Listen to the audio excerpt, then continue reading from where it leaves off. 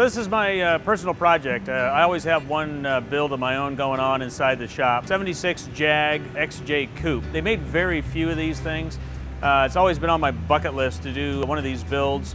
Not doing a full accurate restoration, doing a little bit of modernization to the car, nothing dramatic, just a few things to change to my taste. So we found this car. It was pretty low miles. I think it was 53,000 miles. Pretty good shape from the outside. Didn't look like it had a lot of damage or rust.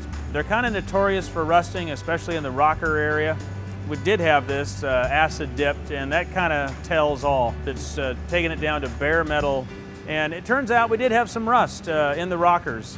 Really typical for these cars, even a 50,000 mile car. So we got rust repair to do in the rockers, not awful.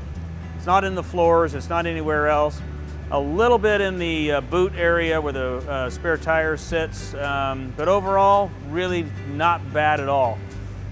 It cleaned up perfectly, came back just dead clean metal, and you don't always get that. Sometimes you get tar or some kind of material on the bottom that the acid doesn't take off. Came back dead clean, really pleased with that. But you got raw metal, and so at this point you have to act reasonably quickly and get an epoxy sealer on it. We sanded all the metal, so we had nice bright white metal, because the acid process, when they neutralize it, kind of puts a real thin layer on the metal. We have to break through that and get down to nice white metal.